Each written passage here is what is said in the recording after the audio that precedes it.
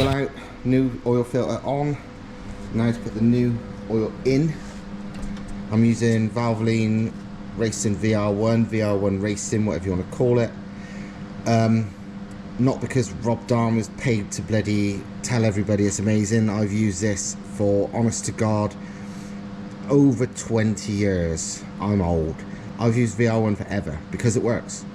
I first used this on my 3-door Cosy when I was like 2021, and I ain't 2021 anymore.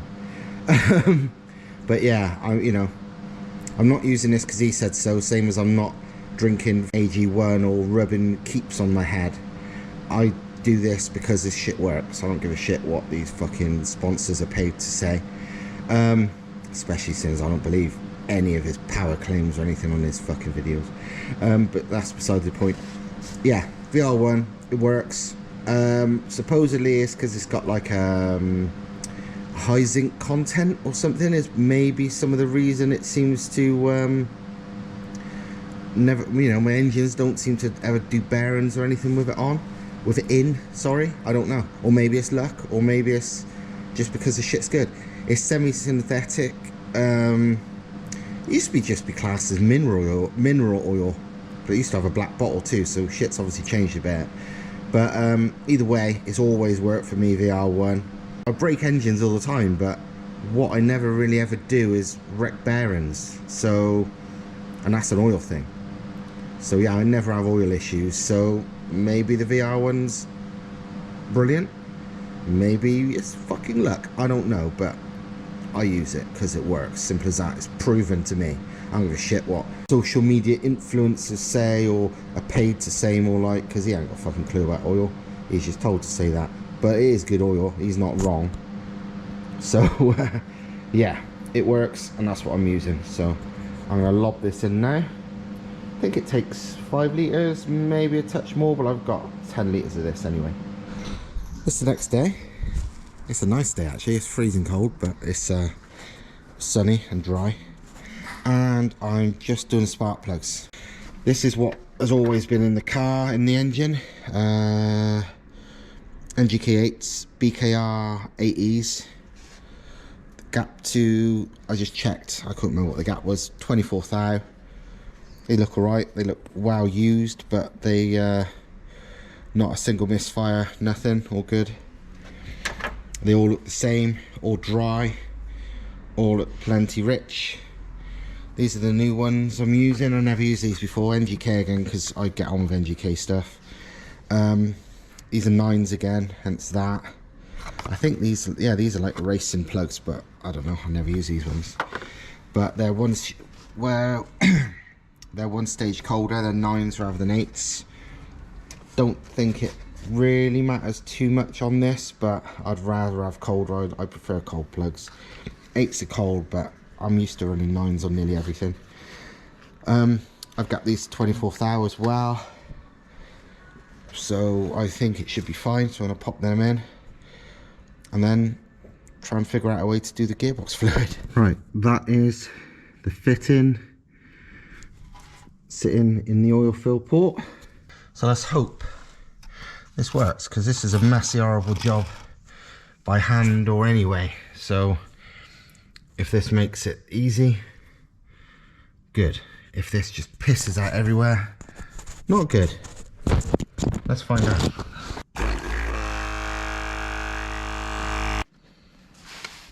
Bloody hell. Well, one of my inventions works. 2.5 litres. And it's now just starting to drip out, so basically it's done. All on the floor, not jacked up, everything nice and flat, so there's no fucking worry about not having the right level in there. Happy days. I'm glad something worked out in the end. It bloody works. I had a few problems earlier where it was getting, it didn't overheat or anything, but it was getting way hotter than the thermostat that I'd fitted should have. But it must have been a an air bubble, trapped air, because it's fine now. I basically jacked the car up to let the air escape more lightly from the front. And now, even though the radiator fans don't come on until about 85, it's been, well, it's been between 70 and 79 now for the last about 10 minutes, you know, with no radiator fans on, nothing. So, and the thermostat is a 75 or 74 degree one, so that's basically perfect. That was all going so well until right now.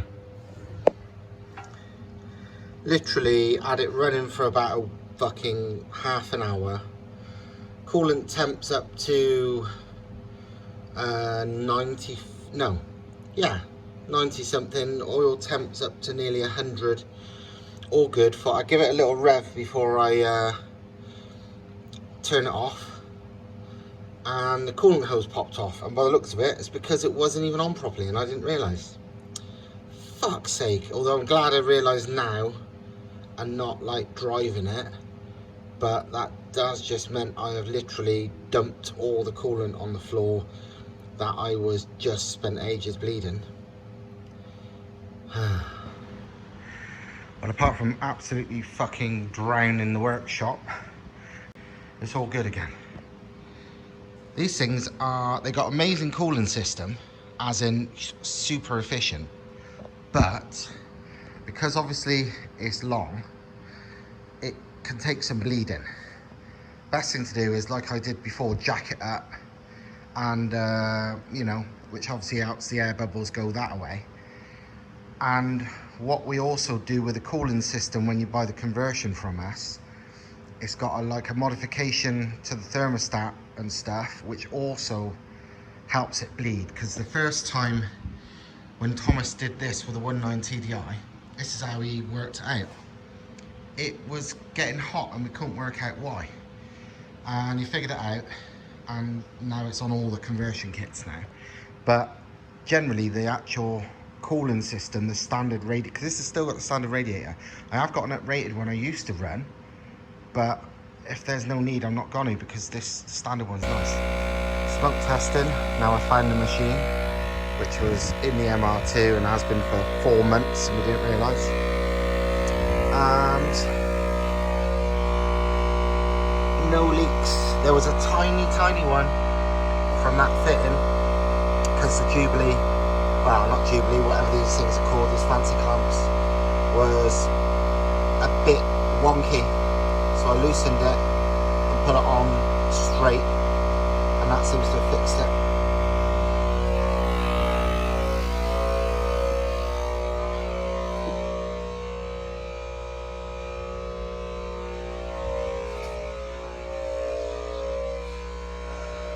But no other leaks, so I think we're good.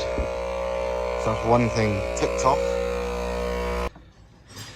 Well, in one of my changes of plans like usual, I'm completely fucking off this fuel system. Because, I mean, I was a bit scared of it in the first place when I bought it, because it was suspiciously cheap. But there's something iffy with this plug, so it keeps depowering itself if you wiggle it about. So that ain't good. It's getting hot, the wires, and this is the actual wires that, you know, it came with. They're getting hot, which is also not good. And the fuel, you can physically put your hand on that and it's a bit hot. And that is also not fucking good. But you do not want hot fuel. So I'm gonna go back to the old setup, which I wasn't happy originally with, because it wasn't very neat with a single in-tank, whatever pump it is, Hellcat pump or whatever. But to be fair, it worked, and it's a lot neater than this. So I shouldn't have done this really, but live and learn. So I'm gonna fuck this right off and make an in-tank setup again. As you can probably see, my swirl pot system is gone, because yeah, it was pissing me off, as you saw in the previous thing, and I thought, you know what, I don't need that shit. I'm just going to go to a massive pump in the tank, which is how it used to be, and it was fine.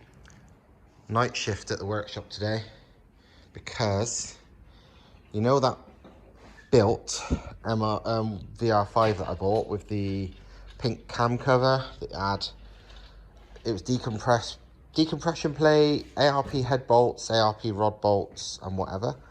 Well, turns out it's a complete crock of shit. It was full of water. It was incredibly badly made. It looks like it's been left at the bottom of the sea anyway, under the cam cover. It refused to even start. It had standard head bolts. It's got a really bad... Huh? Yeah. It's got, standard mains, standard head bolts. But it has got ARP rod bolts, weirdly. But it's got a badly done decompression plate. Didn't you say it leaks oil? Yeah, leaks oil. Yeah. Without even starting the engine. Yeah, leaks oil without even starting the engine. Just cranking it, it was leaking oil. It's basically an absolute crock of shit. So, yeah, it was a massive waste of my, whatever it cost me. I think it cost me, what, 350 quid plus getting there? And it was a long way away, East Coast. So, yeah, that was not good. But, in other news, the engine that we've been running in this, because this is that decompression engine now, and it's a crock of shit. The engine that was in there, which was just a completely standard one out of a Golf V5 automatic, it's actually mint. Should we find out it's not good? Yeah, we've also found out though, and this is like, nobody seemed to know this until we accidentally found out, but turns out the autos and the manuals have a slightly different block on the one side, which means the, what do you call it, the dowel pin is in the wrong place for manual boxes. So it doesn't really fit properly. Well, it will fit, but without the dowel there, you're kind of guessing on the alignment, which is risky. It's just fucking dodgy. I've never seen a manual and auto engine have different things. It's this, basically. This is in a different spot. Actually, it's not even the spot, because they're supposed to be here, but you can see there's not enough material. Yeah. And on the manual ones, and the SG ones, there's not enough material on this side. And it looks like the block gets cast, and in the machining process, they cut one off or the other. You know, whether it's auto or manual. I've never seen that on a block, but it meant that realistically, you don't really want to use an auto block. But the internals are fucking mint, thankfully. Like, really, really good condition. Like, nothing's getting, look, the bearings are like new. So Thomas is, you know, this is the head. So Thomas is transplanting the internals into the new block. I'm thinking to remove the squish pads on the side. You could do. It's a very quick job. There's not much to it. It's going to be safer. It's only here. It's only on one side. Yeah. It's difficult to get the wrong, so... Yeah, it's very, very easy. Because then, if you use the decompression plate to 9.1... That'll take it a little bit more, yeah. It's going to be just below 9. Yeah. Roughly. Yeah, it's not going to take much. It's going to be safer. Yeah. Without lifting the head, without changing the timing too much. Exactly. So... Yeah. I think we're going to do it. It's not a bad idea. But yeah, the internals on these things are beefy anyway. Like, strong as fuck. And yeah, I know. You're never going to change the bearing. No, they're brand new. No, there was nothing to change. But Pistons, yeah. the coating on the pistons, look at it. Nowhere. Look at it. Yeah. Come on. Yeah. This has got plenty of life in it. So yeah, good and bad. Bad that this pink supposedly built engine was a bag of shit. Good that the auto, I mean, even the chain and everything, look at it, looks mint. So I have got brand new chains and tensioners if you want to use them. Yeah. But yeah. Oh, that's wolf. Yeah. Yeah. But yeah, that is bad news and good news. I guess the answer to that is never trust someone selling a used engine, because it's probably shit. Well, if it's built. But a standard engine, I've had good luck with standard engines. They've, you know, the amount of good ones. Well, again, especially this, because what we say is that these are. They've never had a hard life. Yeah. Brakes by only going especially this auto. Yeah. Top 170 What, brakes. 170 So horsepower? probably originally like about 80 or his. Yeah, at most, yeah. It's like 10 times less than it's supposed to make. Yeah. What he's capable of. Yeah. So exactly. you're never gonna abuse it, no matter how hard you're gonna use it. Yeah. And speaking of engines, second-hand engines that are good, 180 for Andrew's rebuilding. Here's the bottom end. Close that today. Again, Andrew's never built an engine in his life, but I shown him how to take it apart the other day. I should have filmed it really because it'd been quite good. So simple, even Andrew can do it. Yeah, basically. There you go. That's exact. That would exactly be the That would exactly be the video. It'd basically be. And now Andrew agreed to, for the sake of the video, to change how simple it is to actually change the VR5 engine, swap them around. Yeah. I thought this was still under discussion. That is too late. There's no discussion. Yeah. You've been. We offered that. You kept it quiet. So it means you agree. Yeah. Andrew's been challenged to show how easy it is to fit a VR5 as well, because they are easy to bolt in. That is now, by removing that engine and putting the other one, is almost as easy as 1.8. The only thing you have to do, if you have the standard plenum, is remove the plenum and the exhaust. Yeah. And it slides out as the 1.8. Yeah. Yeah. So, you know, we were saying they are more difficult. No, the initial job, because you have to cut the There's more work, yeah, but... Initial, but after that, it's as easy, if not easier than 1.8.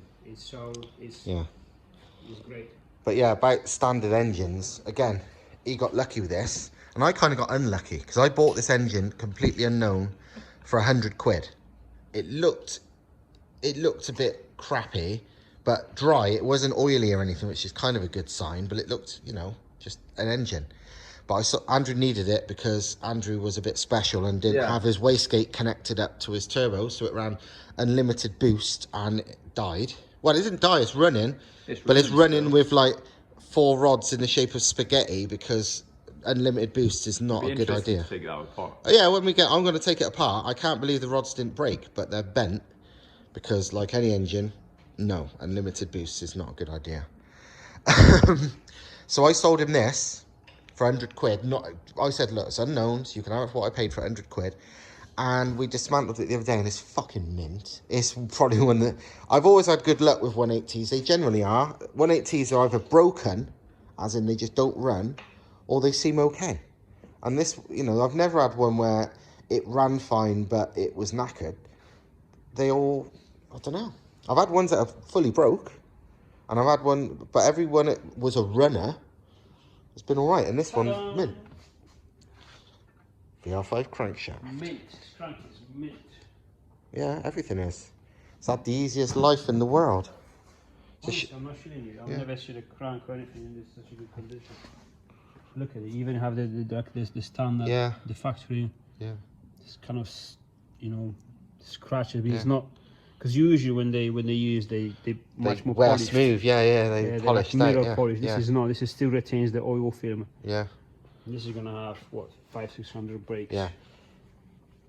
It was fairly low mile what that come out of as well as being an auto. It was I can't remember, but I don't think it had 60,000 on the fucking thing. You can recognise it's auto. Thrust bearings, they have no wear at all. Yeah. There's no crash being pushing on anything. Yeah. Mint. Not a single clutch has ever been pushed. I'm gutted I have to do more work, but fuck it. Yeah. But yeah, everyone's been a bit lucky with these, apart from me and that. Well, I've been really unlucky with them all. My lovely pink engine was a crock of shit. This engine I sold to Andrew cheap was amazing. It's like, fucking hell. I've not had much luck. But, yeah, this is... Andrew's just cleaning this up. Now the bottom end's done. And this will be going back together. But it's got rods now. It's gone out... What else has it got? Rods and exhaust valves. Yeah? Yeah, rods and exhaust valves. Rods and exhaust valves. And then it's going back together. 500 brakes now? Yeah, basically the same sort of... actually, it's better spec bottom end than mine now. Because you've got TFSI main bolts as well. TFSI main bolts, which are better than standard. So technically, if I've got 514, Andrew has to now run 800. Deal? Yeah, he agrees. So. What? I've agreed on what again? 800 brake, stock bottom end. And yeah, and apart from that, I'm just getting on with mine. It now runs. It sounds fucking mental. This is exactly why I've got a big silencer. Because without it, the whole business park is shaking. I can't hear Red Bull. Yeah, exactly. I'm thinking I can't hear. Yeah. You can't talk to each other. You can't hear the phone ring. The floor is literally vibrating.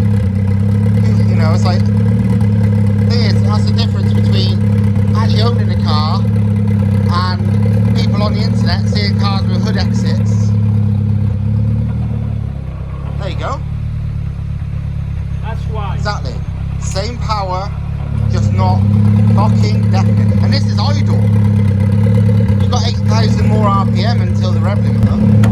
Let's turn it off to not deafen everybody. Oh, that's horrible. Mate, Why have you got a big silencer? That's why. Let's not do it again. No, I do not like. No. And that's just a tiny 1.8 full cylinder. Don't matter. It's horrible. My ears are ringing now. Since I've started this car up again after all these months, it's smoking out the exhaust when you rev it. Not at idle, just when you rev it. And it don't seem to be the piston rings or anything, because the amount it's breathing out of there it's just clear out of there. It's just moisture. So it's like, Thomas is like, well, the only thing really it's going to be is valve stem oil seals. It's like, oh, for fuck's sake, because I haven't changed them there. Yeah, because it doesn't smoke all the time. Yeah. It only smokes, you have to charge it, doesn't smoke at all. Yeah. You wait 3-4 minutes, then you blip it and then it smokes. Yeah. And then it goes, yeah. So, yeah. Valve stem oil seals was the most likely sounding, which is, because I have never changed them. They're the ones that's, you know, they're probably 30 years old.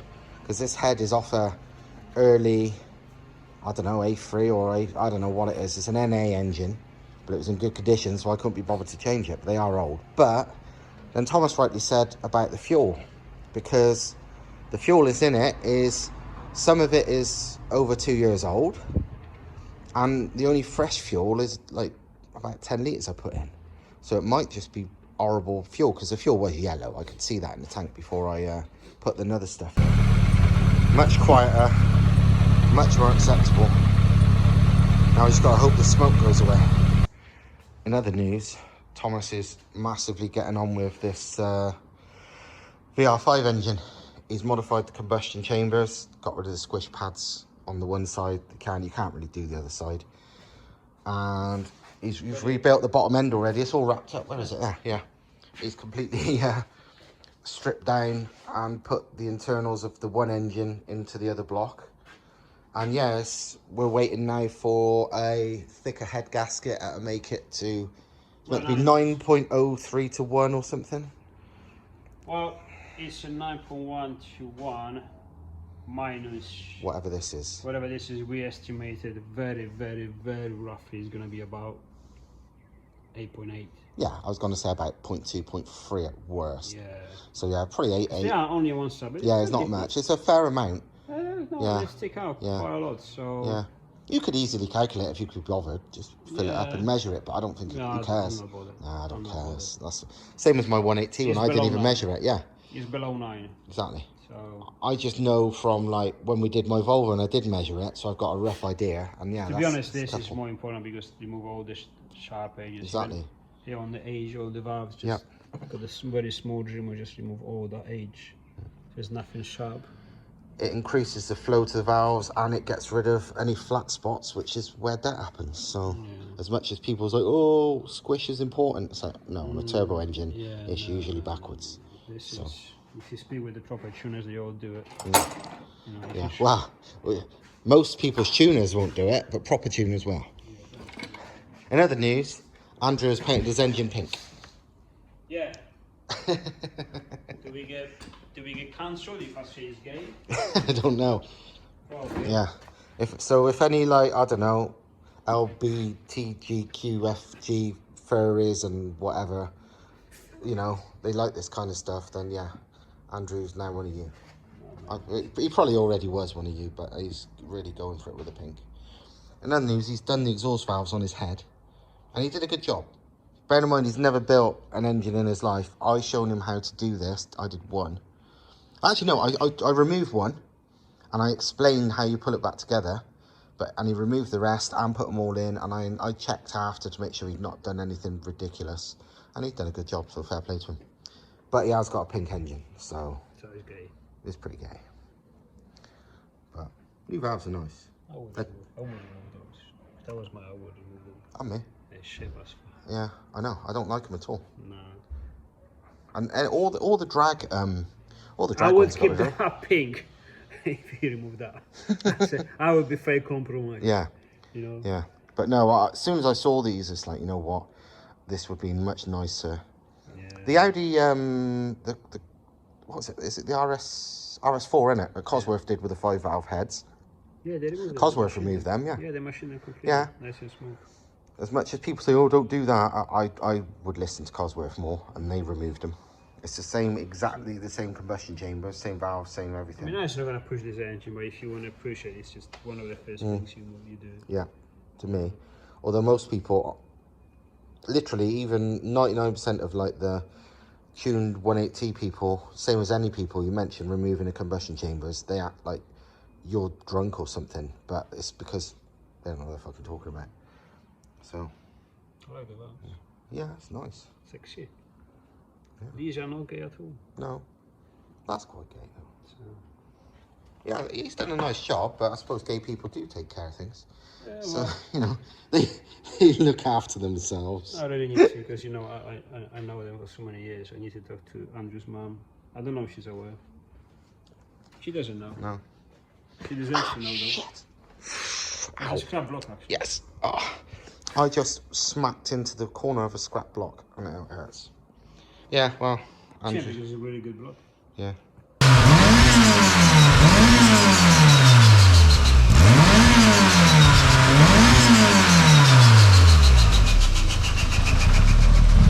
I'm going to show you the anti-lag. This will be me off the throttle completely.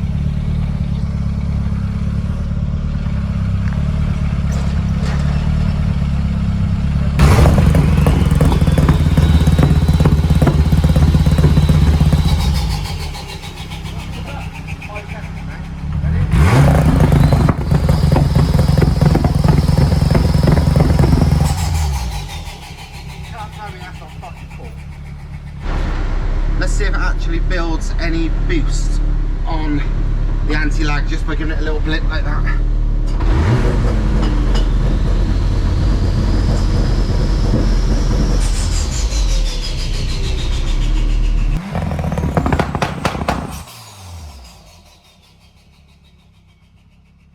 Pizza warming.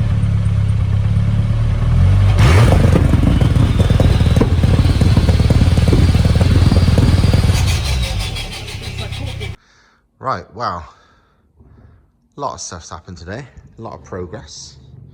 The main thing I've been doing this evening is tidying up the interior. So, I suppose not like loads of wires is ever tidy, but ECU is there now, the other ECU is there, all secure and in place. Put the grommet back for the main wiring loom that goes into the engine bay. Basically all that's left is to put the bucket seat back in, the harness, and put the roof back on. And yeah, I think this needs the valve stem oil seals doing, and I was thinking of doing it, but then it's like, no, it's not actually that bad. I want to just drive it, so I'm not going to do the valve stem oil seals yet. I'm just going to get it on the road and fucking enjoy it. So yeah, next time you see this video, you see this car in the video, it will be driving. I'll tell you what I've got left. I need to put the front and rear bumpers back on properly. I've actually put the rear lights on now. Rear lights on. Need to put the back bumper on. Need to secure the front bumper properly.